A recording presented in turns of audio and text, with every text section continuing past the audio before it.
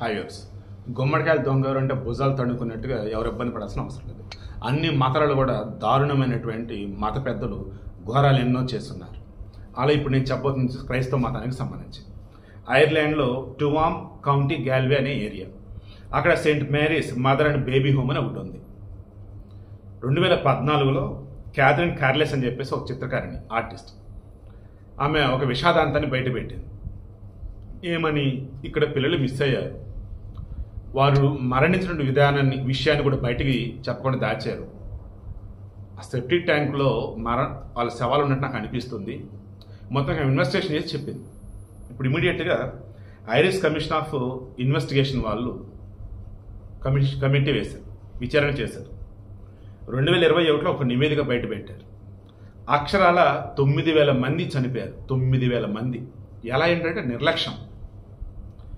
ఇందులో అత్యధికంగా ఉన్నటువంటి వాళ్ళు పెళ్లి కానటువంటి అమ్మలు, పెళ్లి కాకుండా తల్లులైనటువంటి ఆడవాళ్ళు అండ్ పసిబిడ్డలు. ఇవి నిర్వహిస్తుంది ఎవరు అంటే ద గ్రేట్ చర్చిలు, ఆయా రాష్ట్ర ప్రభుత్వాలు.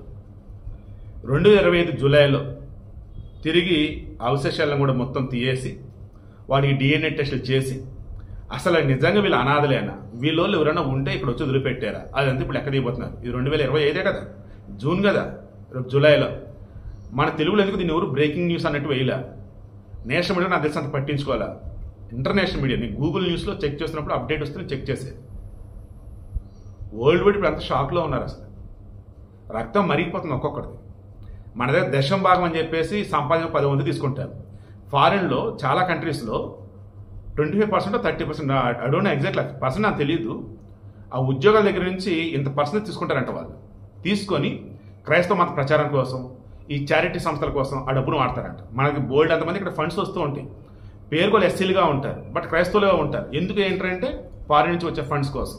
అండ్ వాడు సరిగా చదువు రాదు, ఏమి రాదు, వాడు మాత్రము పాస్ట్ అయిపోతాడు. మన సినిమాలో చూస్తారా, వాడు గెటప్ సీను ఆటో పనిచేస్తాడు. అతని పేరు నాకు గుర్తు రావట్లేదండి. అతను సినిమాలు అవుతాడు కదా, రీసెంట్గా వచ్చిన సినిమాలు చూపిస్తాడు. వాళ్ళ నాన్న వచ్చేసి పాస్టర్, వీడు పని పట్టణం తిరుగుతూ ఉంటాడు. చివరికి వాళ్ళ నాన్న కాదని చెప్పి వీడు పాస్టర్ అవతారం అయితే ఓ బూడి కబులు సుల్లు కబులు ఏవో చెప్తా ఉంటాడు. ఇప్పుడు చాలా చోట్ల అలాంటి వాళ్ళు ఉంటూ ఉంటారు. వాళ్ళే హిందువుల మీద కోతలు కోసారు. సో పాయింట్ ఏంటి ఇప్పుడు నేను చెప్పేది, అక్కడ పెళ్లి కాకుండా తల్లుడిన వాళ్ళలో అత్యధికులు ఎవరురా బాబు అన్నప్పుడు సన్యాసినులు. అంటే క్రైస్తవ మతం పుచ్చుకొని పెళ్ళొద్దు, అమ్మ నాన్నలొద్దు, ఏమొద్దు అని చెప్పేసి చర్చిలకి, ఈ ఆశ్రమాల్లో ఉన్నటువంటి వాళ్ళలో గర్భిణులు అయ్యారు. ఎలా అయ్యారండి చెప్పండి, ఎలా అయ్యారండి? కేరళలో మొన్న ఈ మధ్య ఒక ఇటువంటి కేసు బయటపడలా. అటు చదువుకున్న అమ్మాయిలని, నన్లుగా ఉన్నటువంటి వారిని ఇలాంటి కదా బలత్కారం చేశారు. వీళ్ళలో ప్రికాషన్స్ వాడినప్పుడు, కండోమ్ వాడినప్పుడు ప్రెగ్నెన్సీ రాదు, వాడినప్పుడు ప్రెగ్నెన్సీ వచ్చింది. ఆ ప్రెగ్నెన్సీ వచ్చిన విషయాలు బయటికి తెలియకుండా అక్కడే ఉంచి వారిని వాళ్ళ పిల్లలను చూడటం, పిల్లలు సరిగ్గా వచ్చేసి పోషకాహారం లేకపోవడం వల్ల చనిపోవడం, మళ్ళీ ప్రపంచానికి కబుర్లు చెప్తూ ఉంటారు. సిగ్గు చేయటండి నిజంగా. అసలు ఎంత ఘోరం అండి. అసలు సెప్టిక్ ట్యాంకులు అండి, 796 మంది పిల్లల శవాలు. అందరూ కూడా అప్పుడే పుట్టిన పిల్లల నుంచి 9 సంవత్సరాల వయసు పిల్లల్ని చంపేసి అందులో పడేశారు, లేదా వాళ్ళు చచ్చిపోతే అందులో పడేశారు. మొత్తం ఎముకలే అసలు సెప్టిక్ ట్యాంకులు. వాడకున్నటువంటి సెప్టిక్ ట్యాంక్ అది. ఇప్పటికన్నా అర్థం చేసుకోండి. మతం పేరుతో, ఏ మతమైనా కానీ గుర్తుంచుకోండి, సేవ చేస్తున్నారా, లేదా మీ దగ్గర సొమ్ము తీసుకొని వాళ్ళ జలసాలకి వాడుకుంటూ, లేదా అక్కడ వాళ్ళని వెళ్ళి మేము పోషిస్తున్నాం చూసుకుంటాం అని చెప్పేసి ఆ తర్వాత వాళ్ళని దారుణంగా చంపేస్తున్నారు. దారుణం అండి ఇదైతే మాత్రం. ఈవెన్ వరల్డ్ అంతా కూడా షాక్ అవుతుంది, ఇంత దారుణంగా చంపారు ఏంట్రా బాబు అని. ట్విస్ట్ ఏంటంటే మరలా 1925 నుంచి 61 మధ్య బ్యాండ్స్ ఎకోర్స్ అని చెప్పేసి సన్యాసినుడు ఆ హోమ్ నడిపింది. పెళ్లి కాకుండా ఉన్నటువంటి వాళ్ళు మొత్తం అక్కడ నడిపింది.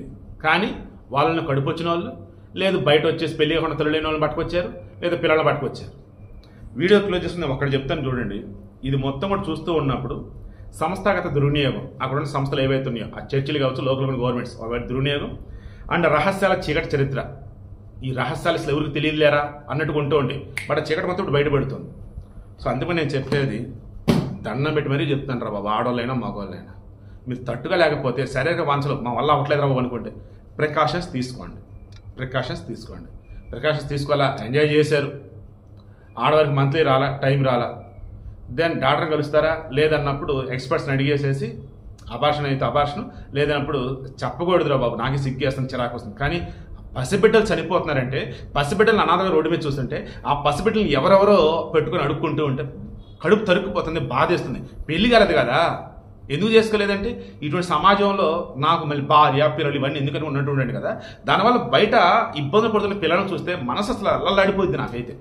అందుకే చెప్తున్నాను రా బాబు, నోరికి మరీ చెప్తున్నాను రా బాబు, ప్రికాషన్ తీసుకొని సావండి రా, ఆడోళ్ళైనా మగవాళ్ళైనా.